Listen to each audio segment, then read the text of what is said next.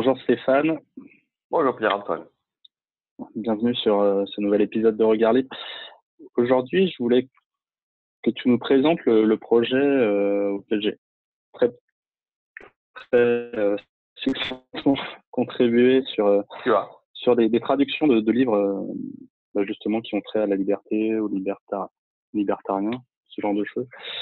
Et je voulais que tu nous présentes un peu le projet général dans un premier temps et ensuite que tu nous décrives déjà chaque bouquin, que tu nous donnes un peu le pitch de chaque livre qui est sorti et quels sont les projets. Alors, tout d'abord, c'est pas un projet que je fais tout seul, je vis Merlis, Merlis, je suis pas sûr comment on le prononce. Bonjour David, je suis désolé. Qui fait notamment lui toute la partie mise en page et édition. On le fait ensemble, hein, mais cette partie-là, c'est plus spécialement lui. On est tombé d'accord. Tu sais, ça fait un moment que je fais des traductions par-ci par-là. Sur ton blog déjà, il y a pas mal de. Voilà, sur le blog, quelques traductions pour l'Institut Copé, de manière irrégulière, mais on s'est dit qu'il y a différents ouvrages qui souffrent d'une traduction depuis pas mal de temps pour certains, et notamment chez des auteurs un petit peu contestés comme Hope, pas seulement, mais on a pris notamment Hope comme point de départ. Il y en a d'autres. Comme on est plutôt convaincu que beaucoup de leurs idées ou de ces idées sont importantes pour nous libertariens et pour la liberté. Bon, on a décidé de faire l'effort de la traduction. C'est un premier point. Et souvent, ces ouvrages, c'est compliqué parce que ce sont de gros bouquins. On a tout de suite fait 300 pages d'un coup. C'est un gros effort à la fois à traduire, mais aussi à lire. Donc, on s'est dit plutôt, prenons des chapitres point à point, des thématiques ou des articles importants, ou des conférences, des choses qui sont beaucoup plus accessibles, qui sont de l'ordre de l'heure maximum à lire ou à absorber, de cet ordre-là. Et comme sur Amazon, c'est très facile de faire de l'édition, dès que tu as un document, tu peux faire de l'édition très facilement, que c'est pas du tout compliqué. On s'est dit, allons-y, faisons des bouquins, ça coûte rien. On ne fait pas ça pour le rapport, ça rapporte 5 € à chaque fois, donc c'est vraiment marginal si tu veux. On s'est lancé là-dedans et on a plusieurs objectifs de fond, outre celui-ci. Et donc certains sont aussi d'arriver par ce biais, peu à peu, chapitre par chapitre, à finir par traduire certains des grands bouquins justement qui manquent. Je pense à les 2 derniers grands bouquins de Hope qui sont The Great Fiction et Démocratie de Goldwasser, exactement. Donc on ne fait pas que ça parce qu'il y a d'autres opportunités, qu'il y a d'autres ouvrages importants et qu'on ne peut pas non plus faire que du Hope. Mais la finalité, c'est celle-là, c'est progressivement traduire des articles d'importance. Le dernier en date, c'est contre la propriété intellectuelle de Stéphane Kinsella, par exemple. Et il y en a d'autres, on en parlera, hein, mais c'est ça, c'est de contribuer sur des articles importants, assez faciles à lire, pas très courts, où on peut avoir une bonne cadence de production, mais aussi qui nous permettent in fine de contribuer à des bouquins importants qui n'ont pas aujourd'hui été traduits. En plus, c'est vrai que c'est un format très très petit. Enfin, ce format, c'est toujours des ouvrages qui font une 50aine de pages maximum. Donc c'est un bon matériel pour justement sur certains thèmes particuliers, thèmes précis, d'avoir des réponses et comprendre les raisonnements libéraux là-dessus. C'est ça. Et c'est effectivement l'autre objectif, c'est qu'on essaie de choisir des textes qui sont des textes assez ciblés, thématiques, courts, et donc en 1 heure, et tu donnes assez autonome en fait, il se suffit de... Voilà, en 5 € que tu donnes ou que tu achètes, tu as une thématique ciblée assez complète, profonde, fouillée, que tu peux toi-même absorber, mais que tu peux également donner ou offrir ou distribuer. Donc on est sur des choses assez faciles. Un bon outil de propagande. Bah oui. C'est le but. C'est ça l'objectif. Alors, on a commencé effectivement, une des premières motivations qu'on a eues, c'est la deuxième ouverture. La deuxième version. La deuxième version. Moi, j'ai la première. Voilà, c'est exactement celui-là. C'était les prémices de l'émission. Voilà, celle-ci est un peu plus fun. C'est clairement une critique de Hayek, qui va bien sûr pas plaire à beaucoup, mais c'est fait exprès. Donc c'est Hayek sur l'état et l'évolution sociale de Hermann Koppe. Moi, je relis juste le titre. C'est ça. Ça montre, ça fait un collecte, une compilation, je dirais, de tout un tas de positions qu'a pris Hayek au cours des années de ses ouvrages, et qui montre que même si Hayek a fait beaucoup de choses tout à fait pertinentes, dont son discours au prix Nobel, que personnellement je trouve excellent, à côté de ça, sur ses points de vue politiques et non plus juste économiques, il a pris des positions que l'on considère comme finalement qui ont pas tant aidé les idées libérales que ça, en tout cas qu'ils ont retardé. Et donc là, c'est une synthèse qui montre de manière objective et très analysée tous les défauts qu'il y a pu y avoir dans les discours de Hayek et qui ne sont pas de nature à faire avancer les idées de la liberté, contrairement à ce qu'on pense souvent. C'est vrai que moi, juste pour l'anecdote, au début, quand j'ai commencé sur le libéralisme, j'ai lu La route de la servitude d'Hayek et je m'attendais vraiment à un truc libéral, et quand je l'ai lu, je me suis dit mais en fait il l'est pas vraiment. Quand on le lit, on voit qu'il n'est pas franchement libéral. Il l'est sur certains aspects, mais bon, c'est exactement ça. Mixte. C'est ça. Est-ce qu'on constate alors oui, bien sûr, et le nombre de gens, de libéraux qui ont fait la même démarche que toi, qui continuent aujourd'hui encore à porter Hayek dans leur cœur, si j'ose dire, est extrêmement important. Ce qui est positif, ça a amené beaucoup de gens au libéralisme, mais c'est également malheureusement assez négatif parce qu'il ne va pas jusqu'au bout des choses et ça ne permet pas d'aller jusqu'au bout de la logique libérale comme on pourrait espérer le faire. Allez, suivant. Sinon, on va passer suivant, on a pris un peu le nôtre. C'est le pendant dans le même ouvrage de Hoppe qui s'appelle donc The Great Fiction, la grande fiction. De même qu'il critique Hayek, eh bien, il encense celui qui est, je dirais j'oserais dire son maître, en tout cas historiquement celui qui l'a amené là où il est, c'est Rothbard, bien sûr.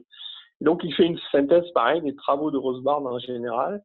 Donc, pareil, on a un petit bouquin, une quarantaine de pages, qui fait une synthèse de ce que Rothbard a pu amener à nos idées, aux idées économiques et aux idées philosophiques, politiques, que je pense également très accessible et qui prend un angle également presque personnel que je trouve intéressant. Et encore une fois, c'est un petit bouquin, on parle d'un truc, ça fait moins de 5 mm d'épaisseur, hein. C'est quelque chose de très très simple. Ouais, c'est 38 pages.